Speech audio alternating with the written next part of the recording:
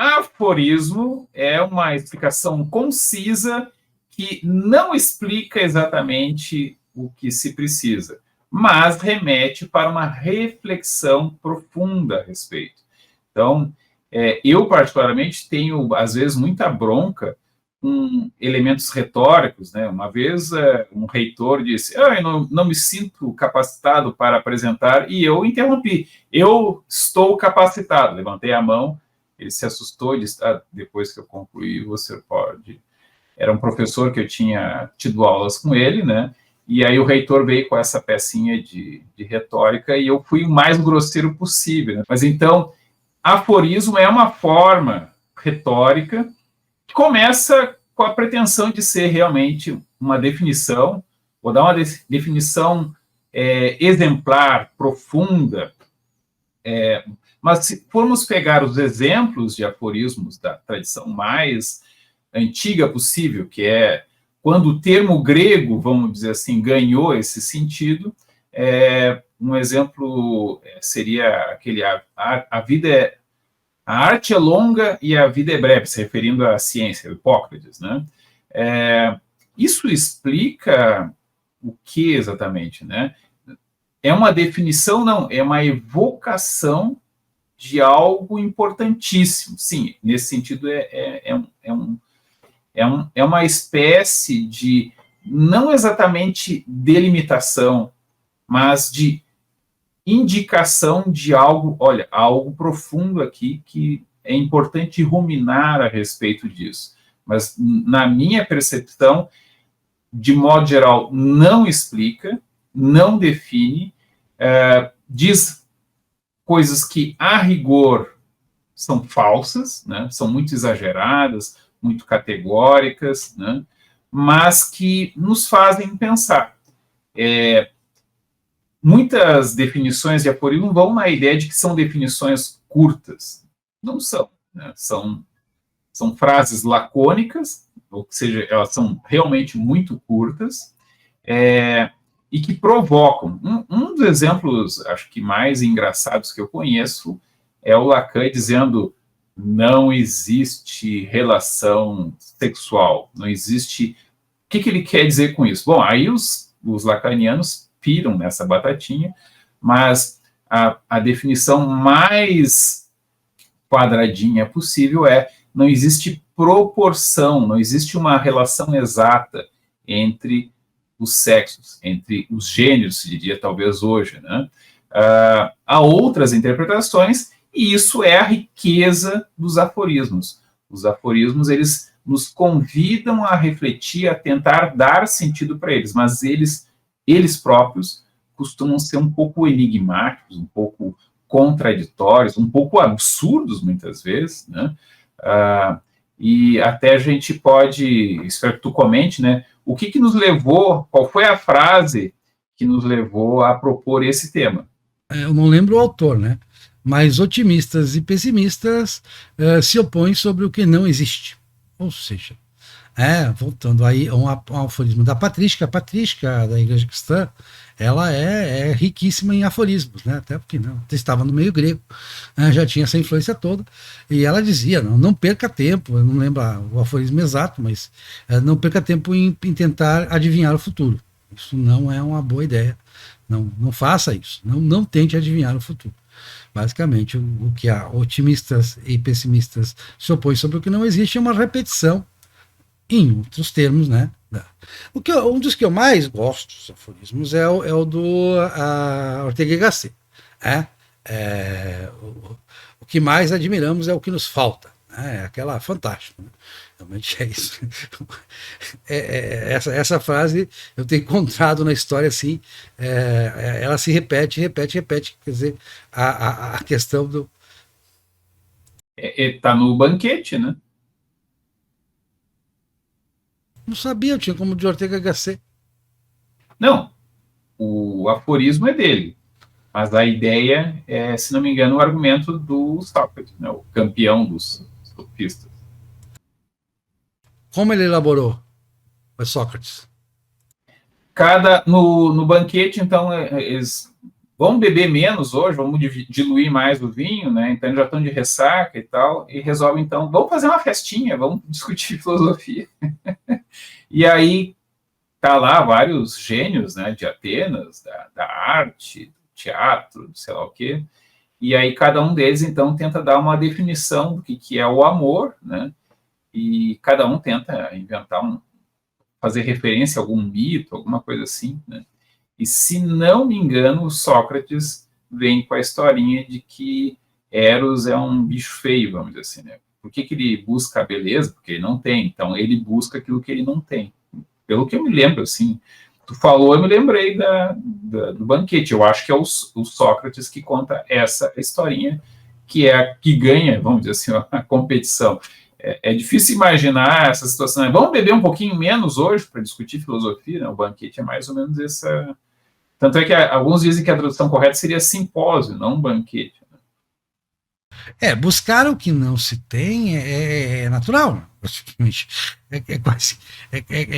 Aí vamos entrar o platitude, né? Que é a platitude, né? Platitude é aquilo que não é. Tá, óbvio, evidente. Não precisa fazer um aforismo para isso, a gente já sabe. Sim. E tem o chamado dito popular, né? Que entra na categoria dos aforismos. Às vezes são bastante elaborados, né? Aforismos. A cavalo dado não se olha os dentes. Né? Antigo, é um aforismo. Tem vários aforismos populares, aí você tem uma memória mais vasta que a minha, há de lembrar assim de improviso, né? Quais são? O mais interessante é analisar por exemplo, cavalo dado não se olha os dentes. Claro que se olha, mas o que o aforismo quer evocar? O que ele quer colocar em destaque? Olha, quando te derem, primeiro pega, depois olha os dentes, olha se tem defeito, olha se dá para usar, né? Eu, por exemplo, estou com um cavalo dado. Essa roupa aqui me foi dada pelo Fernando Finamor, que era da vida passada dele quando ele foi gerente de banco.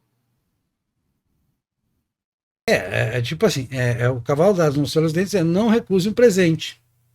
Mas aí o Moço vai elaborar vai elaborar o contrário. Ele vai dizer que pede seu presente que destrua quem o recebeu. Se quem presenteou, aí nós vamos para questão de reciprocidade, se quem o presenteou deixou claro que não espera ser retribuído, ou não quer ser retribuído. Então, essa questão. As boas relações são as interações interessadas, em que você sabe que o outro quer algo de você. Aí você pode dar para ele, porque você vai esperar que ele também te recompense. E aí tá, as qualidades que mais admiramos, que são as que nos faltam, o outro tem o que nos falta. Isso é basicamente. No dimorfismo, isso é evidente, né? Hoje se quer questionar isso de todas as formas, mas é evidente que há uma chamada complementariedade. É um conceito interessante. Mas eu acho que você tem aforismos clássicos na filosofia, quer dizer, o melhor dos mundos possível, que não é essa frase, né? A frase é bem mais complexa do que isso, de Leibniz, né? E aí a contestação do Voltaire, né? Os narizes foram feitos para suportar os óculos. O melhor dos mundos possíveis seria isso. Claro que é uma interpretação, a meu ver, equivocada de Voltaire, né? Leibniz não quis dizer isso, e o que ele disse não aponta para isso. O problema, então, que nos remete à questão, os aforismos acabam sendo mal interpretados. É o problema das interpretações dos aforismos. O aforismo em si pode ser uma boa coisa, mas no momento que ele é interpretado. E aí entra Nelson Rodrigues, que eu acho assim, né, o campeão nacional, o campeão brasileiro dos aforismos. Os aforismos muito bons, Nelson Rodrigues. Eu acho que é o nosso. Por isso que é dito, alguns autores consideram o nosso grande filósofo. Porque a elaborar aforismo é próprio do filósofo, né? Quase que uma atividade do filósofo. Vou pegar Nietzsche. Nietzsche tem uma frase fantástica, né, que eu adoro ela, que inclusive marcou minha adolescência, minha juventude, me marca até hoje. Nada consome mais um homem do que a paixão do ressentimento. Acho fantástica essa frase. Coisa realmente. E porque realmente o ressentimento move o mundo, é a força mais forte. Isso me fez me compreender muitas coisas em política, né? Por que a política se pauta pelo negativo? Só até o pessoal da esquerda concorda comigo. Concorda e pratica bastante. Tá? Quer dizer, que é mais importante você mostrar que você é uma alternativa ao que é ruim, do que você tentar demonstrar que é bom, né? Porque você tentar demonstrar que é bom é uma promessa, é uma coisa meio vaga, e as pessoas no fundo sabem que aquilo não vai dar certo, ou vai demorar para dar certo, não vai ser bem assim, não vai ser o que você está prometendo. Eles querem que você prometa bastante, mas no fundo eles sabem que não vai, tem contradições, tem dificuldades no caminho.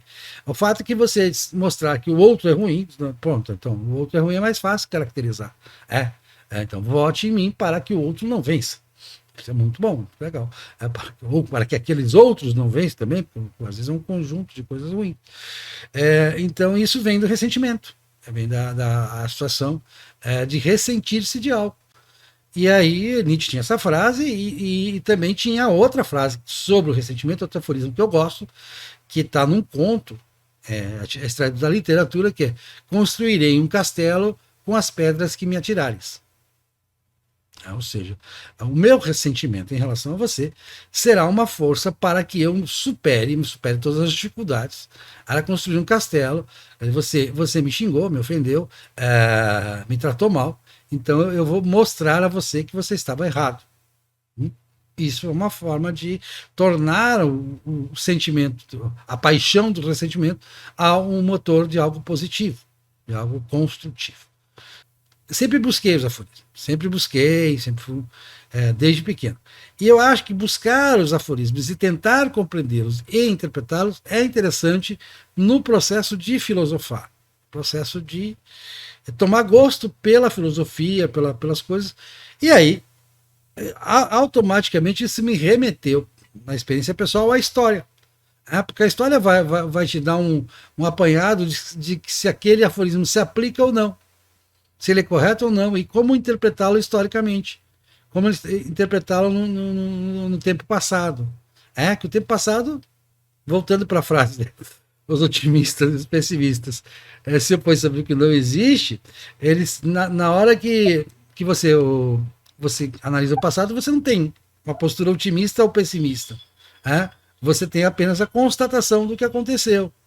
Claro, sujeito a interpretações, sim, mas aí os aforismos ajudam bastante a interpretar. Ou complicam, né? Você já disse. Eu discordo que seja próprio dos filósofos fazer aforismos, porque eu sou de uma tradição de filosofia que tenta desembrulhar confusões feitas por outros filósofos, esses são os que gostam de fazer aforismo, mas não nego que muitos filósofos, sim, os xingados de muito metafísicos, né, ou muito retóricos, usam bastante. Nesse sentido dos aforismos dos filósofos, eu digo que a questão é um aforismo na filosofia ou na vida moral, em geral, mesmo não na literatura, etc., é uma coisa que, de certa maneira, sintetiza algo importante para quem já entendeu, para quem já estudou muito. Então, aquele aforismo lá do Hipócrates, né? A arte, como é que é? A vida é curta e a arte é longa, e tem mais umas 3 ou 4 definições ali. Para quem entende, como é que a gente entende esse aforismo? Olha, a medicina, que é a arte da qual ele está se referindo, né, ela demora muito tempo para dominá-la, né? E a vida é curta para aprendê-la. Possivelmente não vai dominar todo o assunto. E se isso era verdade na época do Hipócrates, imagina hoje em que a tonelagem dos conhecimentos da decoreba, vamos dizer assim, que um médico ou qualquer profissional precisa ter, é muito grande, né? Mas, ao mesmo tempo, claro, qual foi a solução que a história gerou para isso? A especialização. Então, um médico não é um médico de tudo, ele vai tratar de alguma coisa muito pequena e, eventualmente, ele não vai saber resolver coisas, às vezes, até mesmo básicas, porque ele ficou 30 anos sem fazer as coisas básicas. Nunca mais falou com um paciente, ficou 30 anos num laboratório. Bom, aí, realmente, alguns deles até vão dizer que não me sinto mais médico. Eu encontrei um médico aposentado. O senhor é médico? Não, eu fui médico. Ele foi a primeira pessoa, o primeiro médico que eu vi que disse que não era mais médico, porque já fazia muito tempo que ele não clinicava. Eu vou voltar ao meu mau humor com os aforismos, né? Ou bom humor, vai depender da perspectiva. Aquela minha tirada lá com o reitor, eu me diverti muito, né? E quem estava presente sofreu na hora, mas depois lembra com aquela vez que tu não sei o quê. Eu me lembro de uma namorada que eu tive, a Bruna reclama que eu falo muito de ex-namorada. Uma namorada me disse, pela enésima vez, não foi a primeira pessoa, não será a última, né? Disse, não, mas o que vale é a intenção. Desde aquele dia, eu peguei aqui, eu passei a só dar de presente para ela rolhas, dizendo, não, o que vale aqui é a lembrança dos momentos que passamos juntos, tomando aquele vinho, né? Não quer dizer que eu não dei presentes para ela, outros, mas é que eu tenho uma certa má vontade, é o teu aniversário, eu vou te dar um presente. Não, eu dou antes, né? Eu pergunto o que a pessoa quer, não sou de fazer surpresas, né? Ou sou de fazer surpresas como essa, né? Vou te dar, então, a partir de agora, só vou te dar rolhas, coisas de valor estritamente simbólico. Surpresas desagradáveis. Não, como é que é? Um xiste, né? Um xiste, ele é um pouco agradável, um pouco desagradável. É como fazer cócegas em alguém, né? Então, aforismo, ele nos faz cócegas na mente, né? Um xiste tem essa função. Ele dá uma sacudida. Como é que é? A vida é breve e a arte é longa. E como é que essas duas coisas se juntam? Não dá para aprender tudo, né? Mais ou menos essa é a ideia, né? O que importa é a intenção. A intenção é a coisa que talvez mais importe, mas nestes estritos termos do aforismo, ele é absurdo. E existe toda uma tradição de se expressar através de formas evocativas, simbólicas, às vezes codificadas, né? Se comenta, né, que uma grande dificuldade para um leitor atual de ler, por exemplo, a Bíblia, né, é que na Bíblia há muitas passagens que são, assim, feitas para só serem entendidos por quem conhecia o contexto, né? Tem o famoso caso da figueira, né? Tem vídeos no YouTube explicando por que Jesus tem tanta bronca com figueiras, né? Não sei se tu gostaria de desenrolar essa encrenca. Deixamos para os especialistas, ou para outro vídeo. Eu estudei, lógico, eu fiz o Evangelho segundo a filosofia, tive que estudar. E a figueira, lógico que eu resolvi passar batido. Deixa quieto, tem coisas mais interessantes no Evangelho do que o episódio da figueira. Mas já que falou em Evangelho, eu vou falar de uma pessoa que redefiniu o cristianismo e que talvez tenha tornado o cristianismo esse grande motor de inovações e de progressos, e que tenha reformatado o Ocidente numa forma bastante benfazeja e próspera, tornado a Europa ocidental, moderna, a grande exceção histórica. Né? Quer dizer, a história, ciclos, não. A Europa rompe o paradigma dos círculos, né?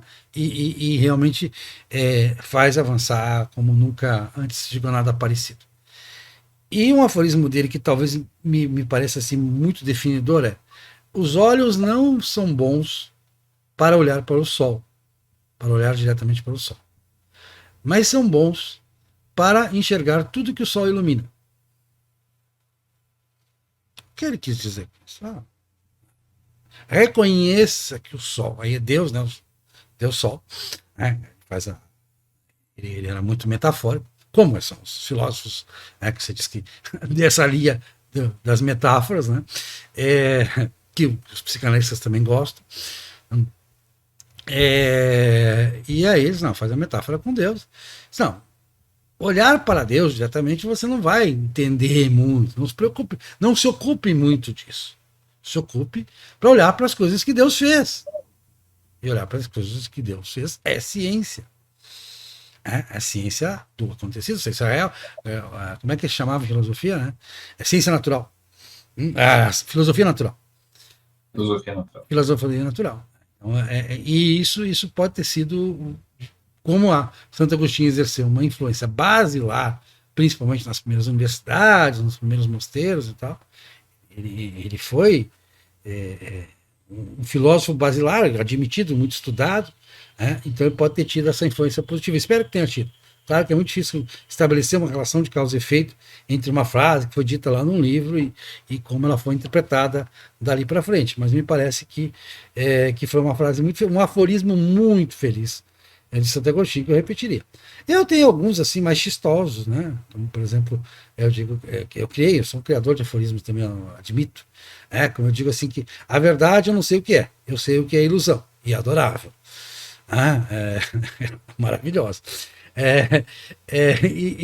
Então eu sou muito de criar, gosto de criar aforismos. Agora não lembro muito deles assim para falar de improviso, mas quem lê meus livros sabe que o folclore é a âncora dos povos, por exemplo. É um aforismo meu. Por que eu criei esse aforismo? Por entender que ele tem um duplo sentido. Ele tanto pode ser uma âncora positiva quando um povo está em vias, por causa de uma diáspora, algo assim, ele está em vias de perder sua identidade.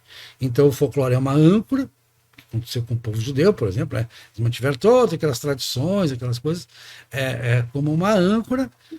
Já vi explicação em autores judeus que, apesar de serem ateus, mantêm certas tradições que vêm do judaísmo com essa intenção, com essa característica. Não, temos que manter a nossa identidade, então o folclore para nós é uma âncora. Assim como é uma âncora no sentido negativo. Quer dizer, se você ficar muito preso ao folclore, você se fecha para outras influências. Né? Então, eu começo a frase como uma provocação para chamar a atenção do leitor, e aí eu vou discorrendo, isso é assim, por isso, por aquilo. Então, aí eu acho que o aforismo ele cumpre o seu papel de chamar, de despertador, né? De dizer atenção. Atenção que isso aqui é assim, e a pessoa, as pessoas gostam muito, os ditos populares são bastante populares por causa disso, né? E muitos deles vêm da Bíblia. Se citou a Bíblia tem vários ditos que acabaram, ou literalmente, ou interpretativamente, eles acabaram exercendo grande influência sobre os ditos populares, se tornaram populares. É isso. Então, eu vou aceitar a tua definição de aforismo como provocação. É aquilo que, para quem já conhece o assunto, diz, é mesmo. Né? E para quem não conhece o assunto, como? Né? Gera essa sensação.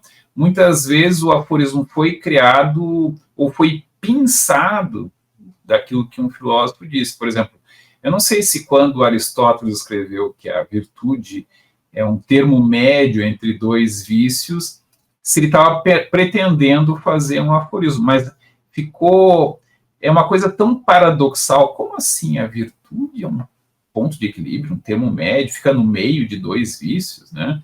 Isso dá uma sacudida, né? Eu como professor, vou usar essa frase do Aristóteles para marcar bem a teoria dele do equilíbrio entre, digamos assim, dentro de um eixo que vai ter duas extremidades, a virtude, a excelência, né? Virtude seria sexista.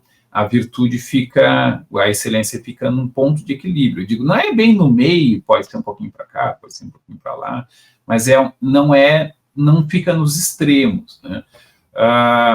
Muitas vezes também o filósofo nunca disse ou não escreveu, mas um aforismo vai marcar a ideia geral. Por exemplo, o famoso os fins justificam os meios, que não aparece na obra conhecida de Maquiavel, mas, de certa maneira, expressa bem. Eu uso essa definição de, olha, não se sabe se ele alguma vez formulou nesses termos, né? E o que nos chama a atenção?